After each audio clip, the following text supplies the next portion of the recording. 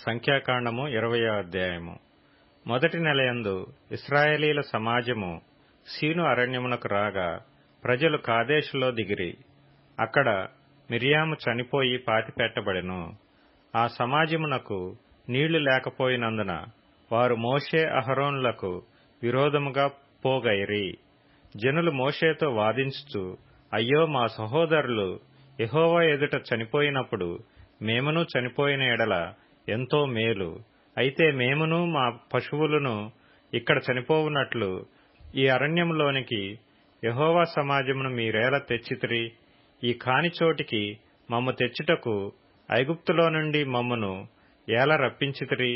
ఈ స్థలములో గింజలు లేవు, అంజూరలు లేవు, ద్రాక్షలు లేవు, దానిమ్మలు లేవు, త్రాగుటకు నీళ్లే లేవనిరి. అప్పుడు మోషే అహరోనులు సమాజము ఎదుటి నుండి ప్రత్యక్షపు గుడారము యొక్క ద్వారంలోనికి వెళ్లి సాగిలపడగా యెహోవా మహిమ వారికి కనబడెను. అంతటా యెహోవా మోషేకు ఇలాగను సెలవిచ్చెను, నీవు నీ కర్రను తీసుకుని నీవును నీ సహోదరుడైన అహరోనును ఈ సమాజమును పోగు చేసి వారి కన్నుల ఎదుట ఆ బండతో మాట్లాడుము, అది నీళ్లిచ్చును. నీవు వారి కొరకు నీళ్లను బండలో నుండి రప్పించి సమాజమునకును వారి పశువులకును త్రాగుటకిమ్ము. యెహోవా అతనికి ఆజ్ఞాపించినట్లు మోషే ఆయన సన్నిధి నుండి ఆ కర్రను తీసుకొని పోయెను. తరువాత మోషే అహరోనులు ఆ బండ ఎదుట సమాజమును పోగు చేసినప్పుడు అతడు వారితో, ద్రోహులారా వినుడి, మేము ఈ బండలో నుండి మీ కొరకు నీళ్లు రప్పింపవలెనా అనెను. అప్పుడు మోషే తన చెయ్యి ఎత్తి 2 మార్లు తన కర్రతో ఆ బండను కొట్టగా నీళ్లు సమృద్ధిగా ప్రవహించెను. సమాజమును పశువులను త్రాగెను. అప్పుడు యెహోవా మోషే అహరోనులతో, మీరు ఇశ్రాయేలీల కన్నుల ఎదుట నా పరిశుద్ధతను సన్మానించున్నట్లు నన్ను నమ్ముకొనకపోతిరి గనుక ఈ సమాజమును నేను వారికిచ్చిన దేశంలోనికి మీరు తోడుకొని పోరని చెప్పెను. అవి మెరీబా జలమనబడెను. ఏలయనగా ఇశ్రాయేలీలు యెహోవాతో వాదించినప్పుడు ఆయన వారి మధ్యను తన్ను పరిశుద్ధపరచుకొనెను.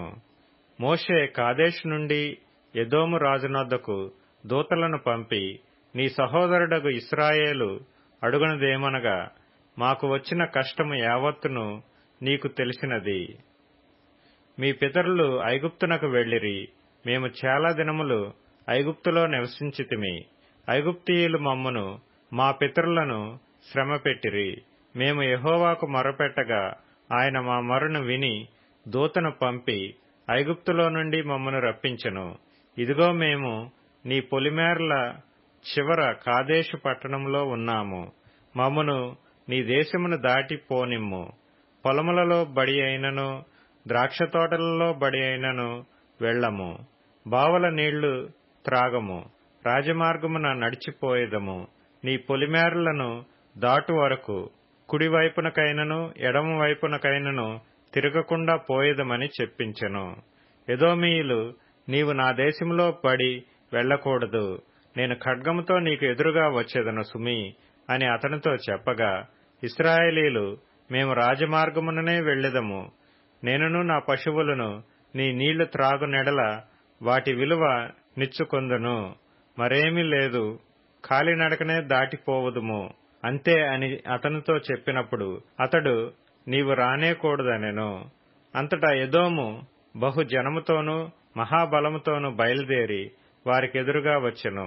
ఎదోము ఇశ్రాయేలు తన పొలిమేరలలో బడి దాటిపోవుటకు సెలవీయలేదు గనుక ఇశ్రాయేలీలు అతని యొద్ద నుండి తొలగిపోయిరి. అప్పుడు ఇశ్రాయేలీల సర్వ సమాజము కాదేశులో నుండి సాగి హోరు కొండకు వచ్చెను. యెహోవా ఎదోము పొలిమేరల యొద్దనున్న హోరు కొండలో మోషే అహరోనులకు ఇలాగు సెలవిచ్చెను, అహరోను తన పితరులతో చేర్చబడును. ఎలయనగా మెరీబా నీళ్ల యొద్ద మీరు నా మాట వినక నా మీద తిరుగుబాటు చేసితిరి గనుక నేను ఇశ్రాయేలీలకు ఇచ్చిన దేశమందు అతడు ప్రవేశింపడు. నీవు అహరోనును అతని కుమారుడైన ఎలియాజరును తోడుకొని హోరు కొండ ఎక్కి అహరోను వస్త్రములు తీసి అతని కుమారుడైన ఎలియాజరునకు తొడిగించుము. అహరోను తన పితరులతో చేర్చబడి అక్కడ చనిపోవును. యెహోవా ఆజ్ఞాపించినట్లు మోషే చేసెను. సర్వ సమాజము చూచుచుండగా వారు హోరు కొండనెక్కిరి. మోషే అహరోను వస్త్రములు తీసి అతని కుమారుడైన ఎలియాజరునకు తొడిగించెను. అహరోను కొండ శిఖరమున చనిపోయెను. తరువాత మోషేయు ఎలియాజరును ఆ కొండ దిగి వచ్చిరి. అహరోను చనిపోయెనని సర్వ సమాజము గ్రహించినప్పుడు ఇశ్రాయేలీల కుటుంబీకులందరూ అహరోను కొరకు 30 దినములు దుఃఖము సలిపిరి.